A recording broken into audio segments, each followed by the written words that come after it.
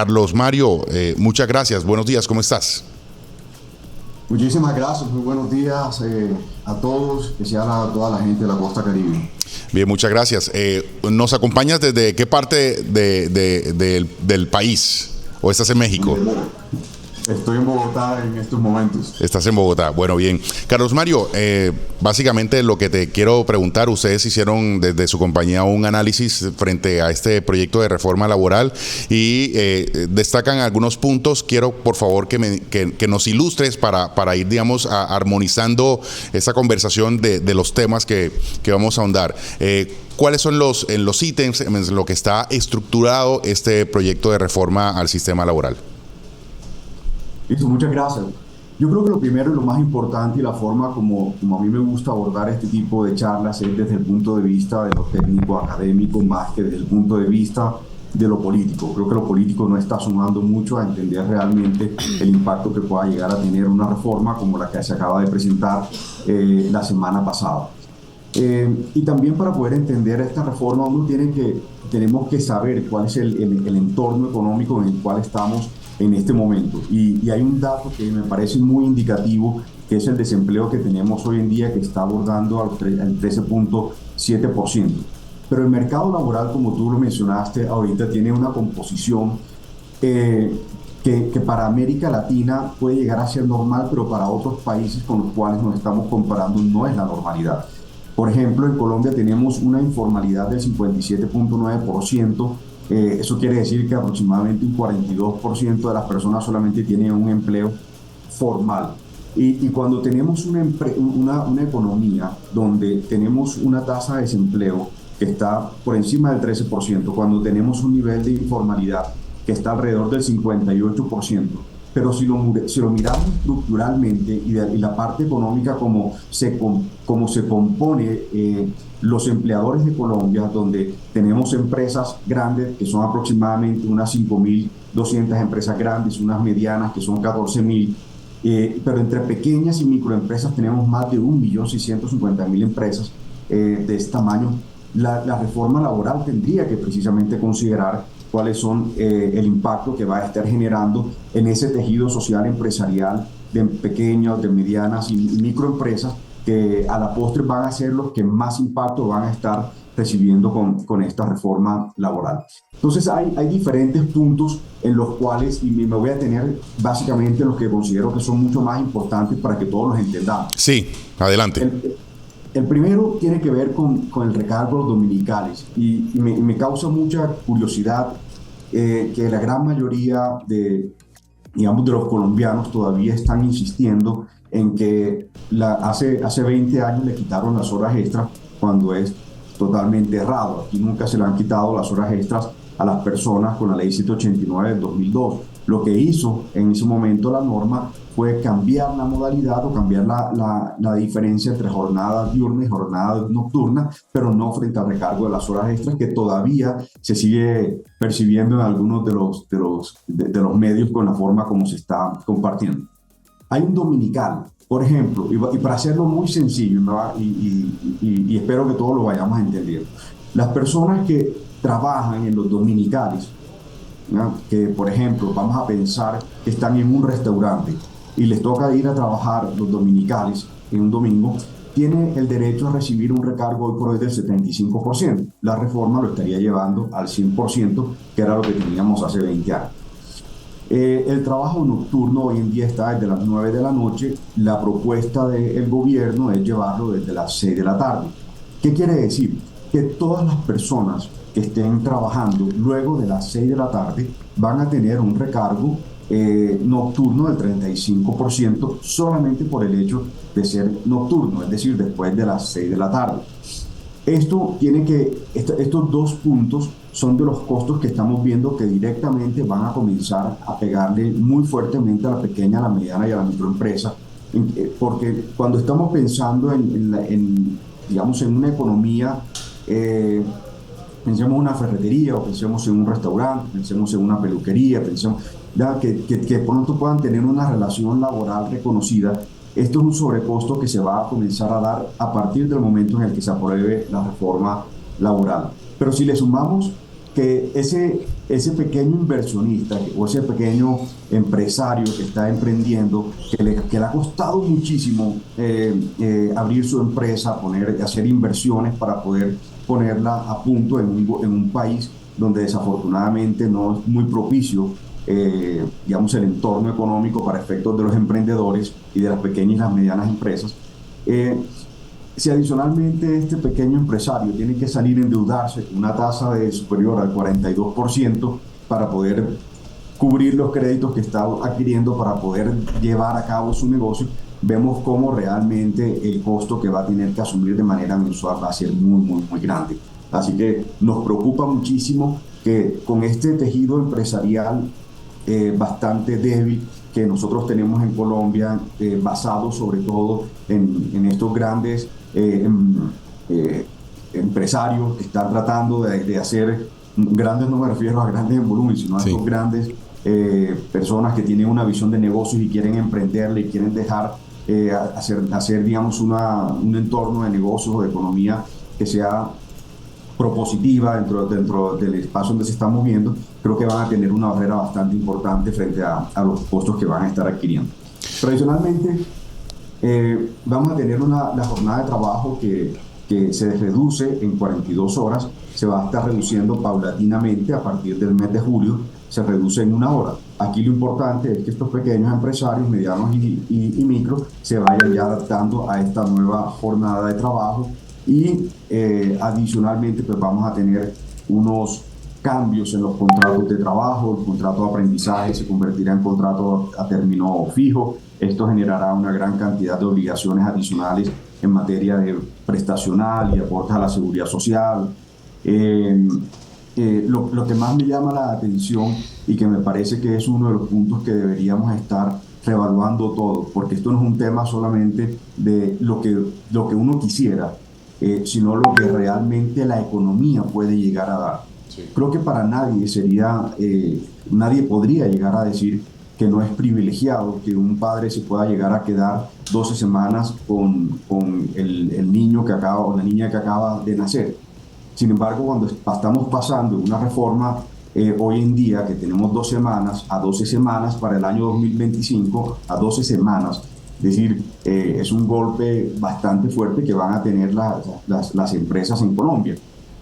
Porque no es solamente que la persona que está trabajando salga 12 semanas, sino que seguramente a ese restaurante, a esa peluquería, a ese bar, etcétera, le va a tocar salir a tener que buscar un nuevo recurso, a tener que pagarle otras prestaciones sociales, etcétera, para poder atender la demanda que debe tener en su empresa.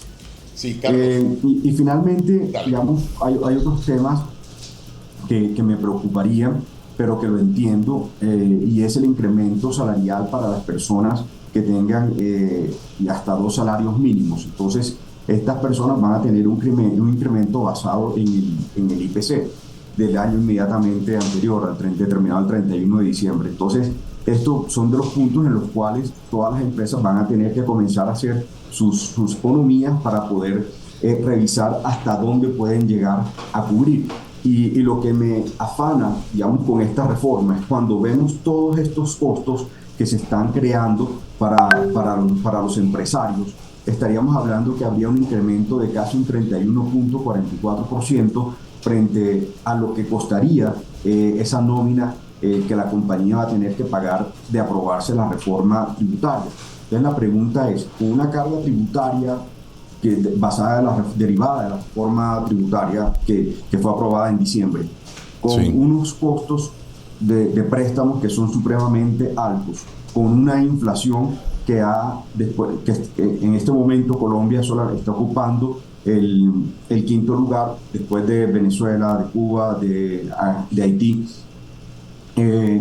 y tener que salir a enfrentar su día a día con un 31% de sobrecosto en su nómina, creo que va a ser un reto muy importante para todos los colombianos. Sí, Carlos, tú nos contaste, digamos, esos puntos claves de esta reforma laboral y también algunas preocupaciones. Teniendo esto de claro y teniendo también las cifras con las que tú mismo hiciste una introducción, Yo lo que siento a veces es que, y eso es digamos, una postura muy particular, y es que aprovechando que estás en Bogotá, estás en Cundinamarca, que este tipo de iniciativas sean acomodadas o se vean como si fueran para Dinamarca y no para Cundinamarca, digamos, porque la realidad de ese país es distinta y, como lo has dicho, los costos de emplear a una persona para una empresa sería por encima del 30%. Esto sin duda en lugar de, y es una pregunta, ¿será que en lugar de mejorar las condiciones de los trabajadores no desmejoraría esas condiciones en el sentido de que se perdería poder de empleabilidad? En mi concepto la respuesta es sí. Desde hace mucho tiempo atrás venimos haciendo unos análisis y propuestas para que entendamos que no todas las regiones de Colombia estamos en igualdad de circunstancias. Yo no puedo decir que un empresario que tiene, por ejemplo, una farmacia ubicada en el Carmen de Bolívar, tiene la misma capacidad de pago que un banco que está ubicado en la 72 con séptima en Bogotá. Son condiciones económicas totalmente diferentes las que existen en las regiones, y por ello tener una única legislación laboral para todos los empresarios de Colombia, independientemente de su capacidad y de su sector, es de antemano ya una circunstancia que ameritaría un análisis mucho más profundo.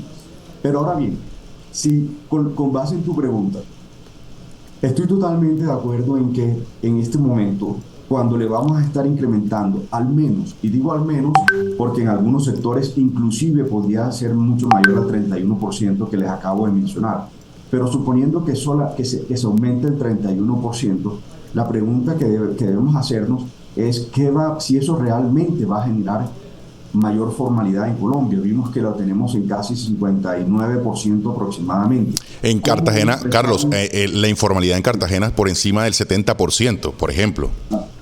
Claro, entonces, claro, y nuevamente, no me quiero meter en los temas políticos. No, listo, estamos desde el punto de vista técnico. Pero desde el punto de vista técnico, definitivamente hay ciudades y regiones de Colombia y sectores de Colombia que tienen unos grados de informalidad mayor, que tienen unos grados de pobreza mayor. ¿Cómo pretender ponerle a ese pequeño y ese mediano y microempresario una carga superior cuando ni siquiera puede en este momento estar sufragando los costos que tienen?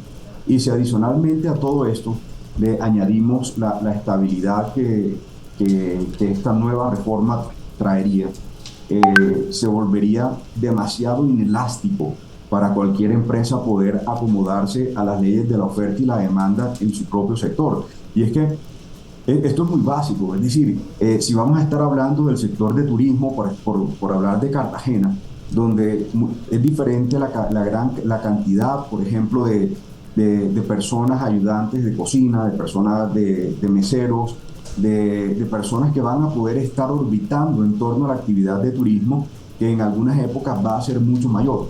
Pero si estas personas a las que contrato van a tener unos fueros especiales, y me va a generar a mí no solamente una mayor carga digamos, en la contratación, sino que adicionalmente, si decidimos terminar los contratos de trabajo, me va a generar una indemnización que realmente es altísima. Estamos hablando de unas indemnizaciones que son 45 días por el primer año y 45 días por los años siguientes. Es decir, son por los años siguientes, es decir, son unos costos que son muy altos para cualquier empresa de Colombia. Luego, lo que va a terminar generando a la postre es que las personas sencillamente no se formalicen.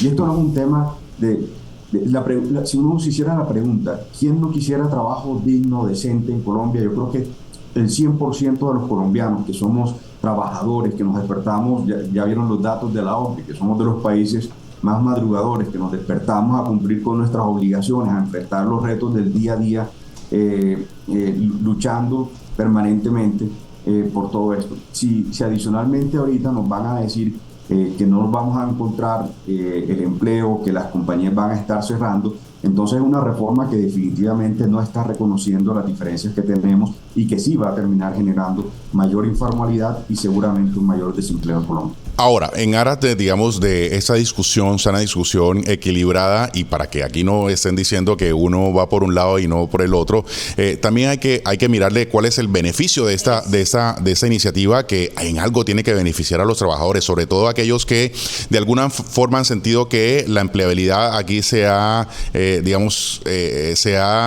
empobrecido, el nivel adquisitivo de la gente ha disminuido, que han precarizado las condiciones laborales de cada uno de los empleados, sobre todo de los, digamos, de ese nivel técnico, de los que ganan entre 1 y 2 salarios mínimos. Se ha utilizado para utilizar, digamos, eso que usted acaba de mencionar sobre las indemnizaciones, que los empleados han terminado de ser unos papelitos que si no funcionan se bota la caneca y punto, digamos. Ha sido muy fácil, digamos, el reemplazo de una persona independientemente de los años de entrega a una compañía, el nivel de responsabilidad y muchas cualidades que uno pueda incluir dentro de esa pregunta puntual. Entonces, digamos, ¿cuál es el lado positivo que uno le puede encontrar a esta reforma, que si bien quiere propender por justamente darle mayor valor al trabajador, sobre todo el trabajador de base?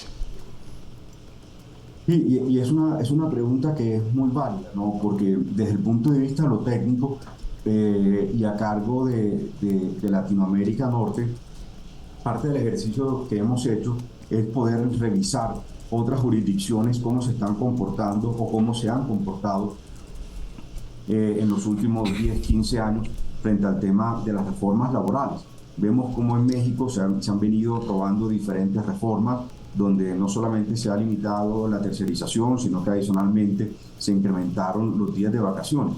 Pero hay que entender el contexto de esas reformas dentro de los países en los cuales se están dando. México tenía 6 días de vacaciones al año y ahorita está progresivamente pues aumentando, hasta llegar inclusive en algunos casos días superiores a 20 días, lo cual me parece, digamos, desde una óptica humana, me parece no solamente una muy buena medida, sino que es necesaria para que las personas puedan llegar a recuperar su fuerza laboral y puedan volver nuevamente o a compartir con sus familias, etc.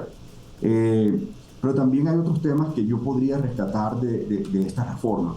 Por ejemplo, el tema de los contratos a término fijo, donde sí, hay una circunstancia que en lo personal siempre no he estado muy de acuerdo, y es que después de 15 años una persona con contrato a término fijo sencillamente se le diga hasta luego. Sí, chao, no va más. Sin pagarle ningún tipo de indemnización. Ahorita pues con esta reforma se estaría dando la posibilidad de usar el contrato a término fijo, pero por un término no más allá de 2 años, al cabo del cual pues ya se entendería término indefinido con la indemnización pues que cabría. Entonces eso me parece que puede llegar a ser un buen avance para efectos de lograr una estabilidad y tratar de recuperar algunos puntos, digamos que nuevamente desde lo técnico me parecen que podrían llegar a ser coherentes, ¿no? Pero hay otras circunstancias, por ejemplo, donde, miren, el tema de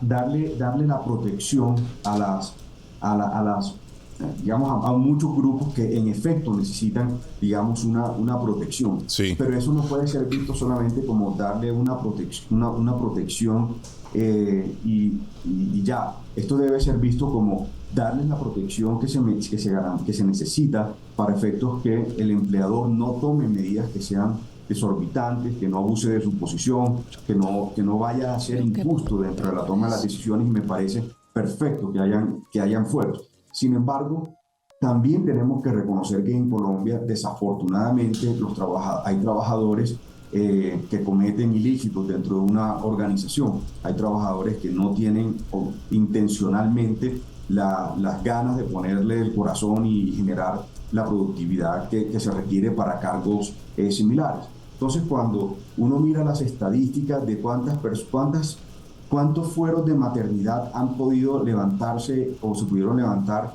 casi que en el último año. Entonces, y me refiero a personas que seguramente estuvieron adelantando actividades que no eran propicias para la compañía o que estaban inclusive cometiendo algunos delitos. Entonces, solamente autorizaron el 18.5% de las solicitudes de levantamiento de fuero.